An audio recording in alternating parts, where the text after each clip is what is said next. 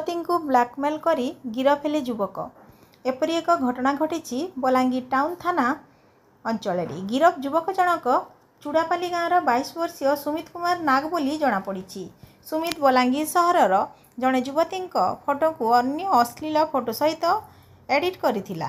तापरे फोटो को युवती व्हाट्सएप को पठाई टंका नदेले यहाकू भाइराल करदेवी बोली धमक चमक देथिला।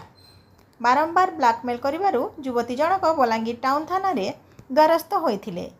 टाउन थाना पुलिस मामला रुजु करी सुमित ना को गिरफ्त करी कोर्ट चालान करिछि।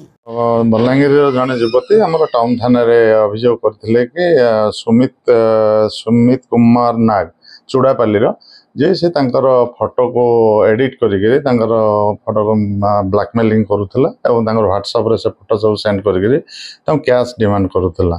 तो एई आधार रे हमर टाउन थाना रे गोटे केस हेतल और केस रे तदंत समय प्राइम फेसी आसिला कि नहीं से पिलाटा प्रकृत रे तार फोटो एडिट करिके ब्लैकमेल करूची। तो आमे ताको अरेस्ट करिछु और कोर्ट चालान मध्य करा जायछि। सुमित को निश्चिंत रूप से आम अनुरोध करूँ जदि आम थाना अभियोग न करवा जो मैंने एपरी बदमाशी करुँच कार्यानुष्ठान ग्रहण न करा जाए ताले से निश्चय एनकरेज हे बहुत अधिक लोक विक्टिमाइज करेंगे। तो मुझे निश्चिंत अनुरोध करी जो मैंने ये विक्टिमाइज होती से थाना को आसतु ताकि आम जो मैंने एक प्रकार आईन हाथ को ने काम करुँच विरोध कार्यानुष्ठान ग्रहण करागले ताकि यहाँ को डेटोरेट हो पार।